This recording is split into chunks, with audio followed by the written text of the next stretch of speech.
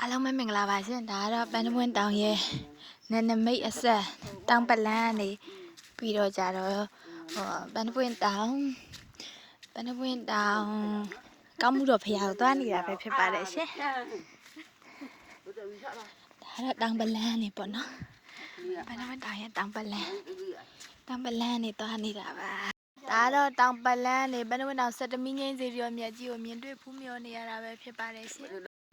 ဒါကတော့ပန်းတပွင့်တောင်မှာအမိုးကြီးမှာပန်းတပွင့်တောင်တပတ်ပြည့်အောင်မသွားဘူးလို့အဲ့ဒါလိုက်လံပို့ဆောင်နေတာပဲဖြစ်ပါတယ်ရှင်ဟုတ်ကဲ့ပါသွားဘူးလို့ပါပန်းတပွင့်တောင်ကောင်းမှုတော်ဖရာကိုရောက်ရှိနေပဲဖြစ်ပါတယ်ရှင်ဒီဖရာဆိုရင်ဖြင့်လူသူအရောက်အပေါက်နေတဲ့အတွက်ကြောင့်မလို့ထုံနယ်ပိတ်ပေါင်းများနဲ့ပိတ်မိနေရပဲဖြစ်ပါတယ်ရှင်လောအားပေးလို့ဒီတကမှများလဲ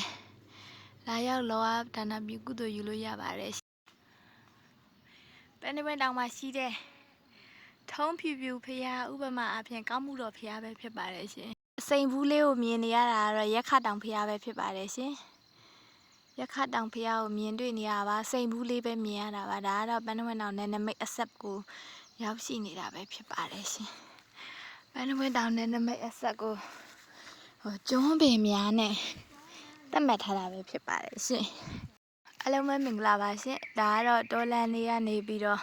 ပန်းတပွင့်တောင်နယ်နမိတ်အဆက်ကနေပန်းတပွင့်တောင်စက်တမီးငိမ့်စီရောမြက်ကြီးကိုမြင်တွေ့ဖူးမြော်နေရတာပဲဖြစ်ပါတယ်ရှင်အဲ့တော့ပန်းတပွင့်တောင်မှာစောက်လို့လူထမ်းထားတဲ့တပားဆောင်လေးတွေပဲဖြစ်ပါတယ်ရှင်ဒီအဆောင်လေးမှာဆိုရင်ဖြင့်ပန်းတပွင့်တောင်ဗုဒ္ဓသာသနာပြုတက္ကသိုလ်တက်နေတဲ့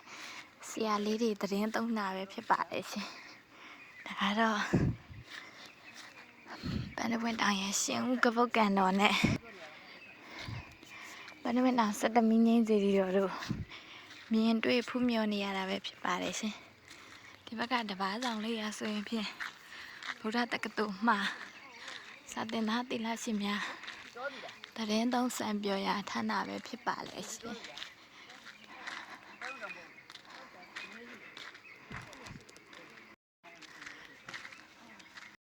အဲ့တော့တက္ကသိုလ်ဆရာလေးရဲ့သတင်းသုံးတဲ့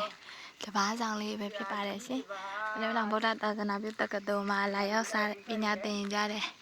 ဆရာလေးတွေနေတဲ့တပားဆောင်လေးပဲဖြစ်ပါတယ်ရှင်။တပားဆောင်များလည်းလာရောက်လှူဒန်းနိုင်ပါတယ်ရှင်။မိမိတို့လာတဲ့အခါဖြစ်စေနဲ့တက္ကသိုလ်ဆရာလေးများနေထိုင်ရန်အတွက်ဖြစ်စေလာရောက်လှူဒန်းနိုင်ပါတယ်ရှင်။ရှင်ကပုတ်ကန်တော်ရဲ့တဘာဝအလှရှုကင်လေးတွေနဲ့မြင်တွေ့နေရတာပဲဖြစ်